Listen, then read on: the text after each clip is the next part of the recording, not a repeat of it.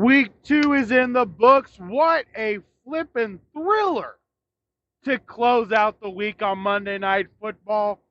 The Falcons basically saved their season by an absolutely beautiful drive. The Eagles may have absolutely punted away what they needed. Bunch of drama, injuries.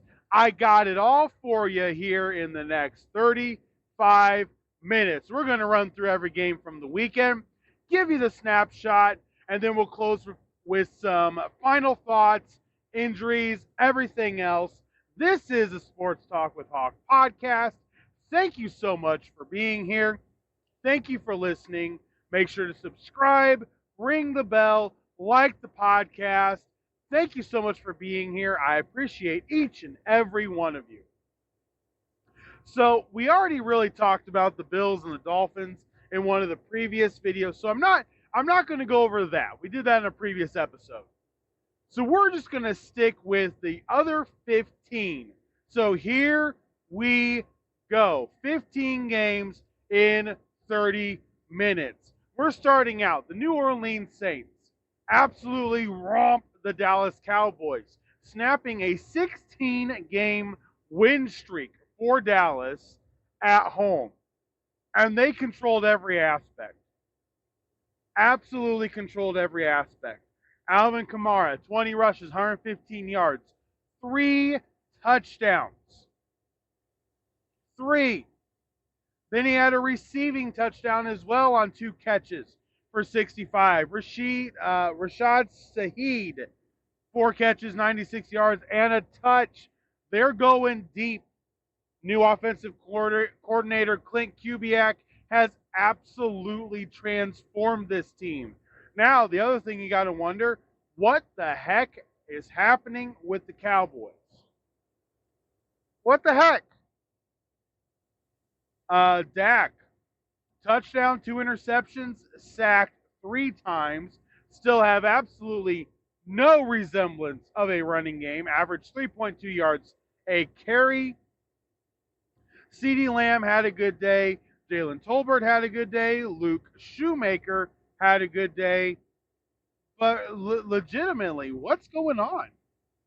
The defense got trounced. Absolutely trounced. The Saints are now 2-0, looking pretty strong. A lot of us are looking like we were wrong about the Saints. Hey, I don't know what's going on. I did pick them to win last week over the Panthers, but I did not think this game would be even close. Saints over the Cowboys, 44-19. Next game, another NFC South foe, the Tampa Bay Buccaneers, on the road in Detroit, where they lost last year. But you know what? No big deal. They go in there. Baker Mayfield looks dang good early in the season. He was 12-19. It's not great as far as completion percentage, 185. Had a touchdown interception. But the Lions defense did get 5 sacks.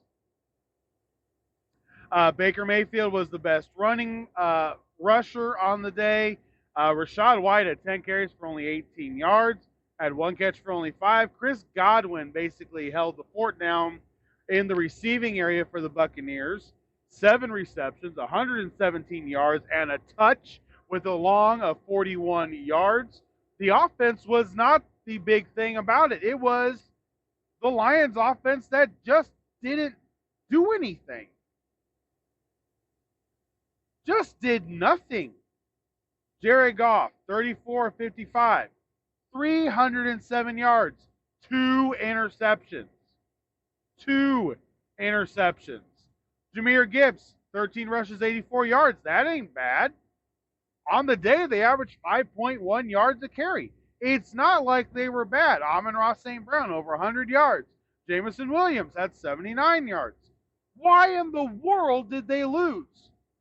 Because Goff threw 2 interceptions.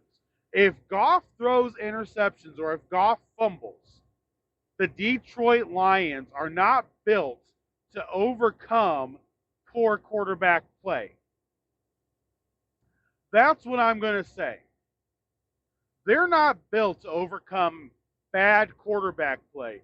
They're built on your quarterback just staying out of the way. The defense had 5 sacks. They had an interception. The Lions offense, really, Jared Goff needs to take the blame for this loss. The clock gaffe at the end of the game, I know there was a gaffe. Dan Campbell came out, said that was on him.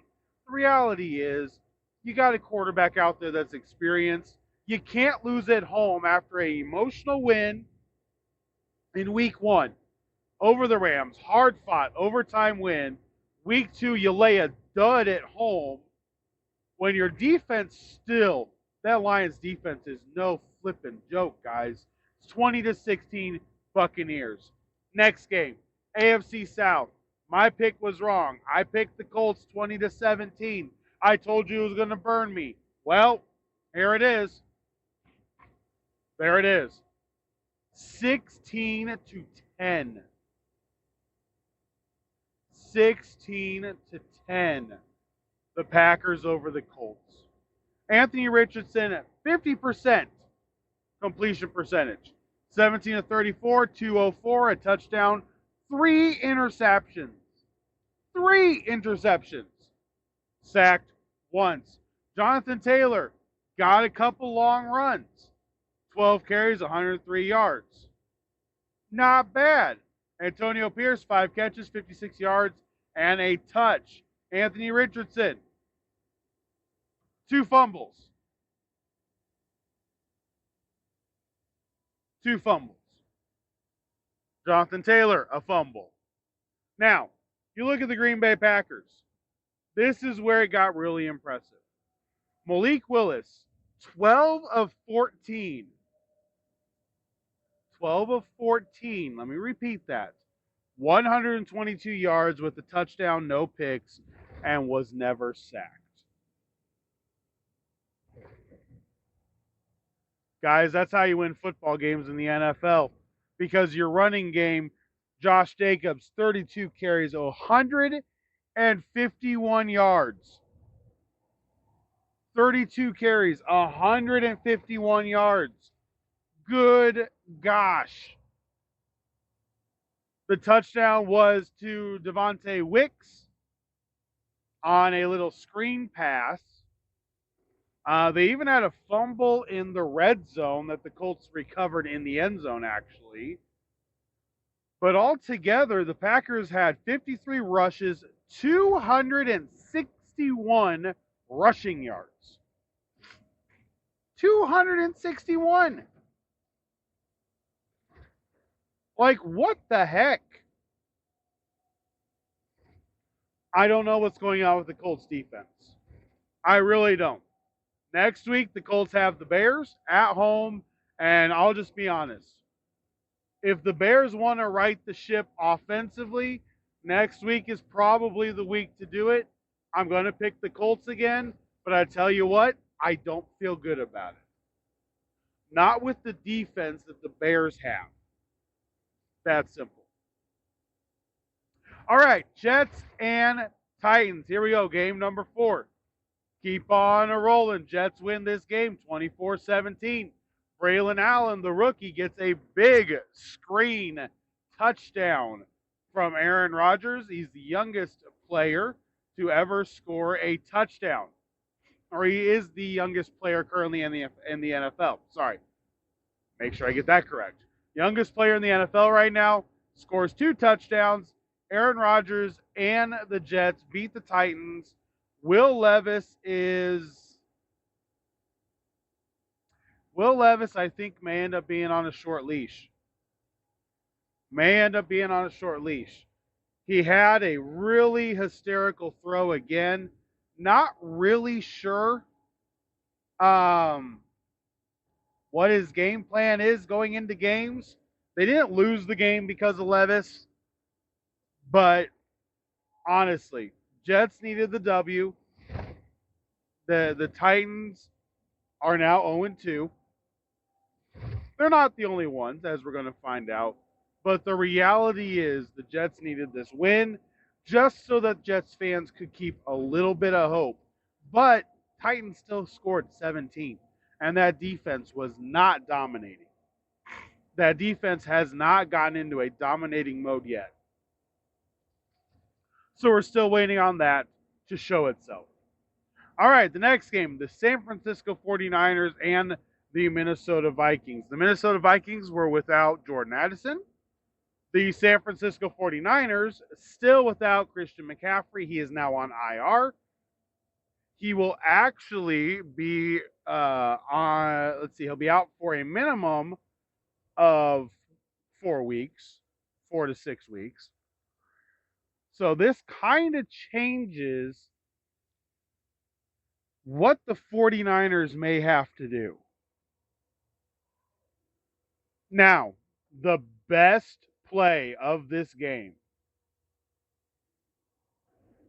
was hands down the 97-yard touchdown pass to Jordan Jefferson. It was absolutely the best play in that game. 97 yards. Now, their injuries are starting to pile up. Deebo Samuel is now expected to be out a couple weeks after he got injured. That's not good. That is not good. Sam Darnold didn't look bad. The rushing game didn't look bad. Jordan Mason for San Francisco, he wasn't bad. Wasn't bad at all. But the Vikings pull out the upset. The 49ers come away with more injuries. And, man, the NFC West could look a little bit different here in about 4 weeks than what people thought. Speaking of NFC West, we're going to stay there. We had the Seattle Seahawks on the road against the Patriots. You guys know the Patriots were my sneaky pick to be able to win. That didn't happen. The Seahawks win the game 23-20, but it was a really good game. And I have said this, and I said this at the beginning. What I was looking for is, what are the Patriots going to be? Well, you know what? The Patriots are still kind of the Patriots. Fundamentally sound. We knew they weren't going to have a huge offensive presence, but they're fundamentally sound. They play smart. They run the ball a lot. Jacoby Brissett, as I've said, is the perfect quarterback right now for the New England Patriots. I liked very much how they played against the Seahawks. They did really well. Kenneth Walker was out. The game was close, competitive, and went into overtime. You can't ask for anything better than that. The Patriots had a possession. They didn't go very far on theirs. And then the Seahawks took theirs down for a field goal. It's as simple as it gets. You know, there's some times where you don't need to complicate anything. And this is one of those. I mean, this is one of those. The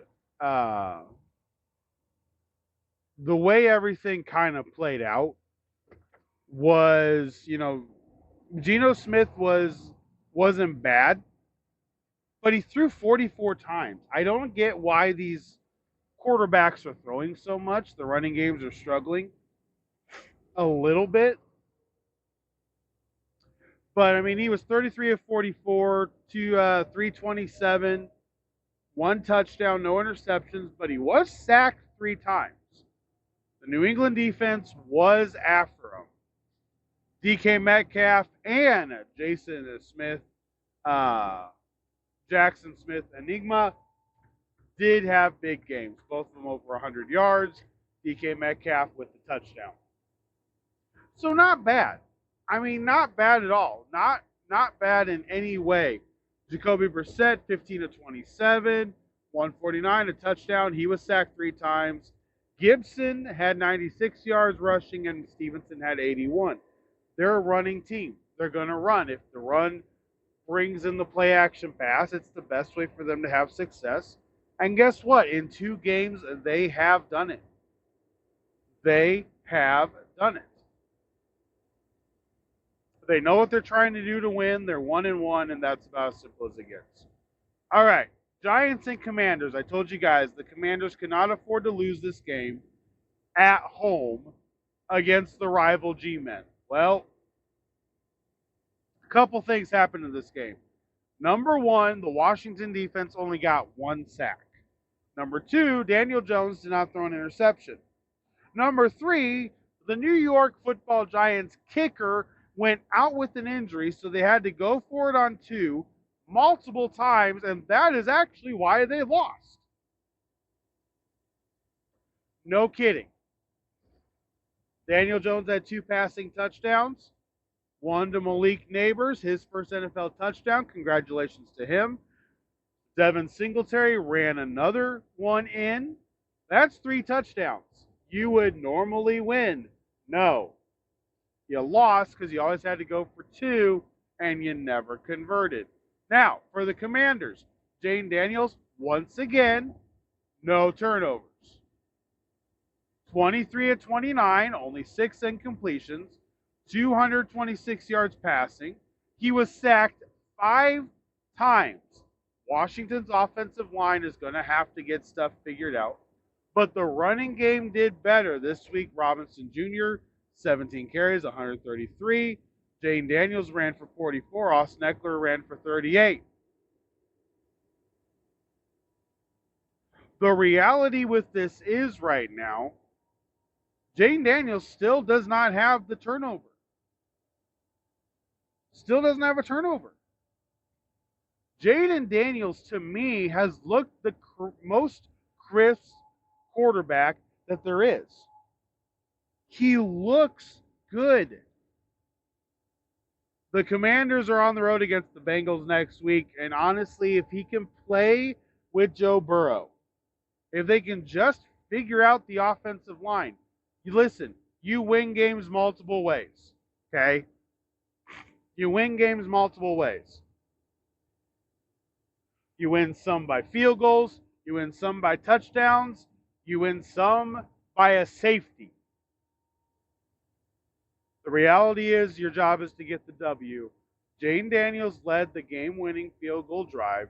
They got down there, kicked the field goal, win the game. They're 1-1. The Giants are 0-2. The Cowboys are 1-1. And now the Eagles are 1-1 after Monday Night Football. You're right where you need to be. Congratulations, Commanders and Jane Daniels. All right, I'm not going to give you a bunch of stats on this game. Legitimately, this is going to be one of the things I talk about because Bryce Young was benched today. Chargers wall up the Panthers 26-3. The Panthers offense absolutely, oh my gosh, I don't even know how to explain them. We're not going to dive into a bunch of things. J.K. Dobbins, absolutely fantastic.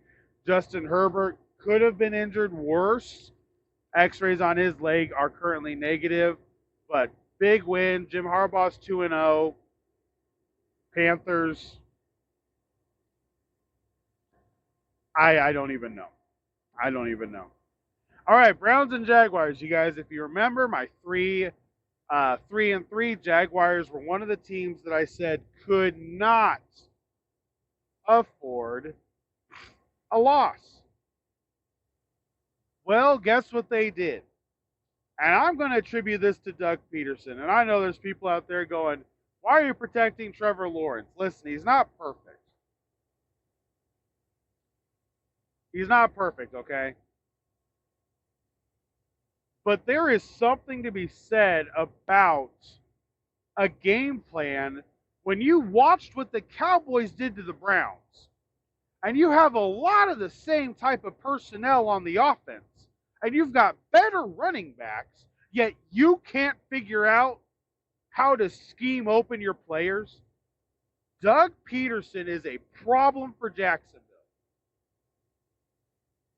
Yes, I will say it. Doug Peterson is the problem in Jacksonville. Because that final drive, when Trevor Lawrence is let loose doing a 2-minute drive, he hits guys for big plays and just barely missed it at the end of the game. Tried to make the game-winning drive. When he was turned loose, let Trevor Lawrence loose. Let him go play football as a quarterback. Stop micromanaging because you want to be the big shot because you're still pissed off about Philadelphia and how they handled your departure. Doug Peterson is not doing a good game plan. Jacksonville fans should be pissed off at Doug, not the rest of the team. The defense only allowed 16 points. Browns got a safety. The defense hasn't let you down this year. The freaking coach has. The game plan on offense has let you down. All right. Next game. Shocker of a game. The Las Vegas Raiders, who, if you guys remember, I predicted that they were going to be in the wild card hunt. Well, they kind of helped themselves. They got a W that nobody thought they would in Baltimore. Baltimore's offense kind of looks out of step right now. It really does. I don't think there's another way to say it. It looks a little bit out.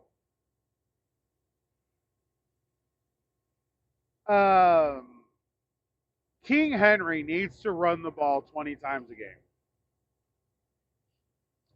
I know they've come out and said that never our intention to have him run 30 plus times a game. Listen, get that offensive line some hamburgers and tell them to go push their guy 10 yards. Use their weight. Legitimately right now, after this game, Thursday, I'm sorry, you had extra days to rest and you lost.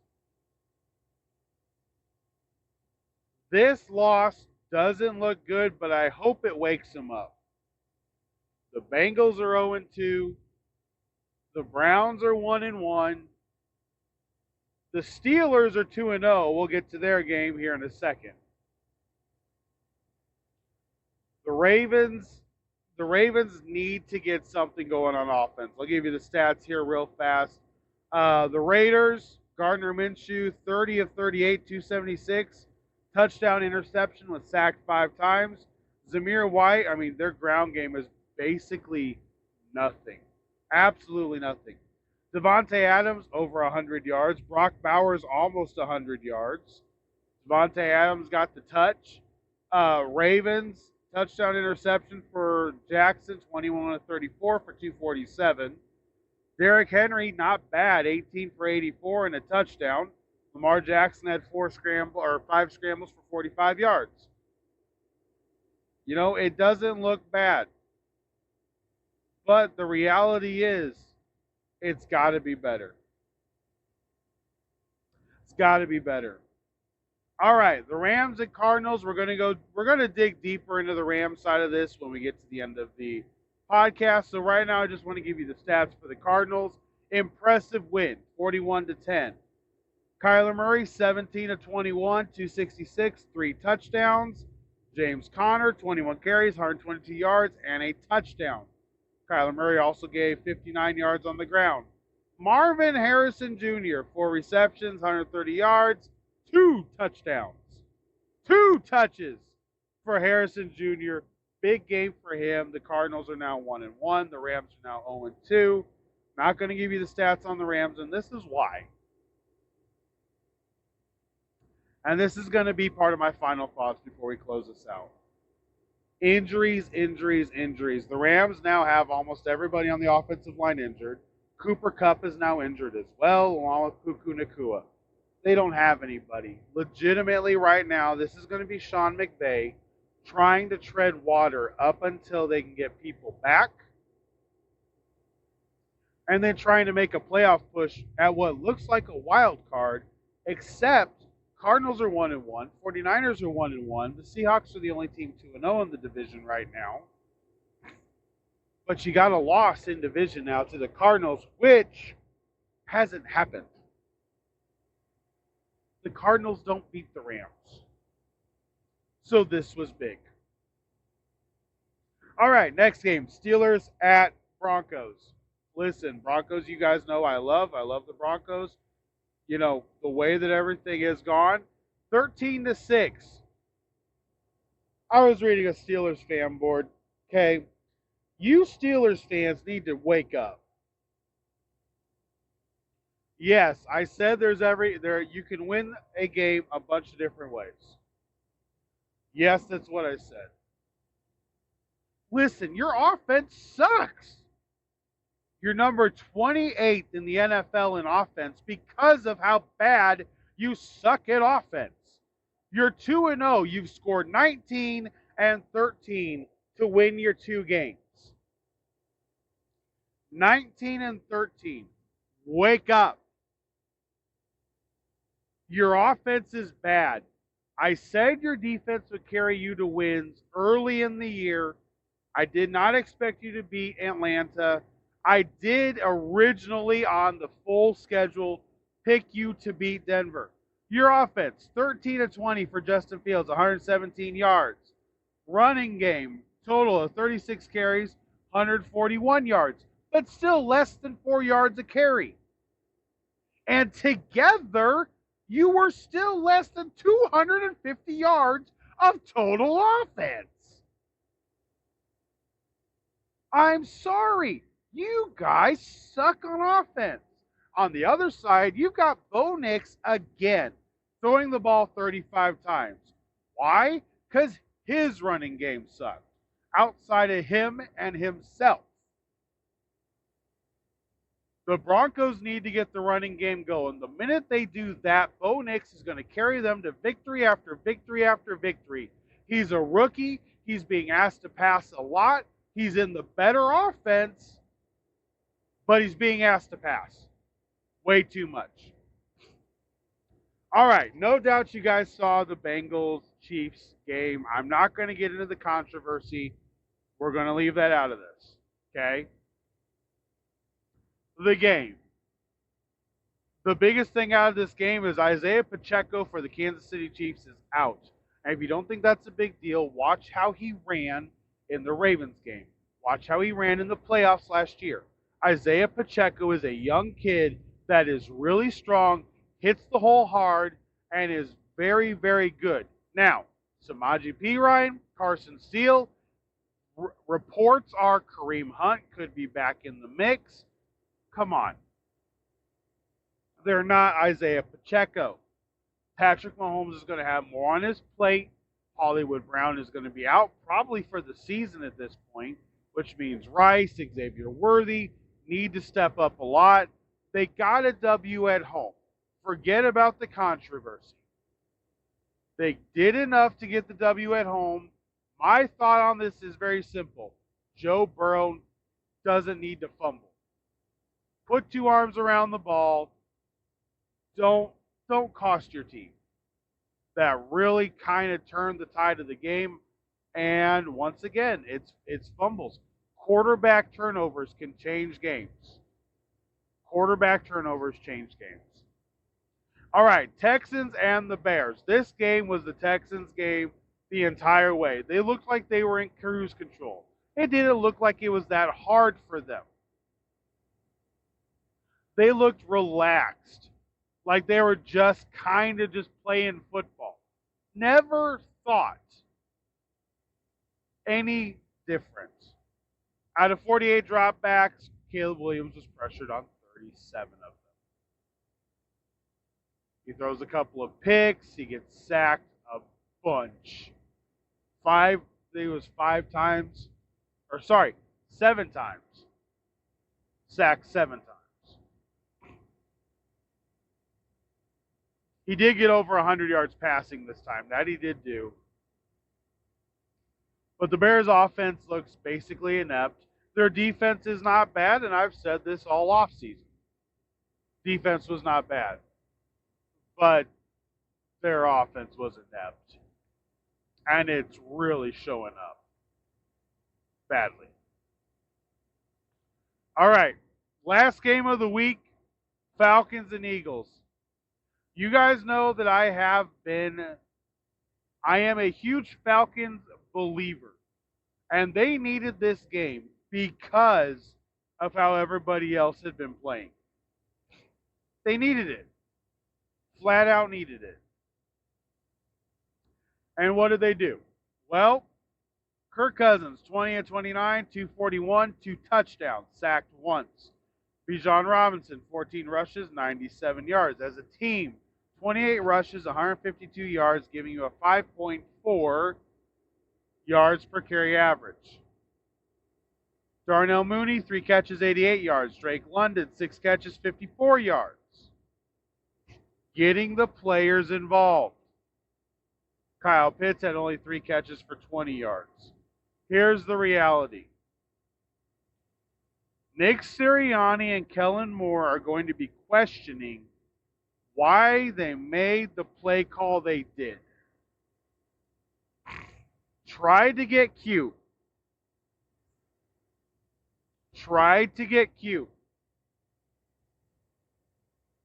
Really, it looked like the same thing the Colts did last year in week 18 against the Texans. Listen, these guys are running backs. I know everybody's going to say, if you're Barkley, that's what you're paid to do. You got to catch that ball. Listen. Come on.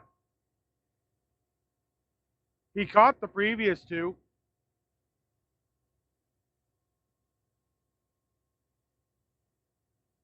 He caught the previous 2.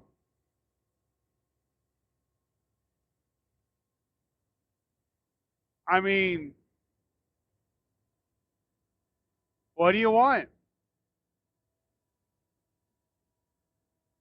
The guy can't be perfect. You can't be perfect. I don't know what you're expecting. I don't know what you thought was going to happen. Every once in a while, even the superstars need to be able to make a mistake. Saquon Barkley, the ball hits him in his hands, drops it. Is there a guarantee that he gains the first down? No. Is there a guarantee that Nick Sirianni probably pushes the issue and tries to go for it? Because at minimal, it would be like 4th and 1? Yes. Yes. But do not pin this on Saquon Barkley. Nick Sirianni forewent a 4th and 4 field goal for trying to go for it instead of taking the 3 points. His coaching continues to have bad effects on the Eagles. You got to be better. You just got to be better. That's all there is to it. Philadelphia is going to probably still win the NFC East. But this game showed every reason why other teams have a lot of hope against them. It's not a team that's buttoned up great defensively. It's a team that needs Jalen Hurts to do what he did tonight, scramble for 85 yards. Saquon ran for 95. They still lost. Guys. The Falcons needed the W to keep pace with the Saints and the Buccaneers. They got the W. They're 1-1. Congratulations to Raheem Morris. The reality is, this game was huge for the Eagles at home. Home opener. Jason Kelsey's there. You got guys that are there, and guess what? You laid an egg. At the end of the day, the defensive scheme, I always hate this. 2 deep safeties, protect. Kirk Cousins carved him up and basically took him 20 seconds to go from the 30 to the end zone.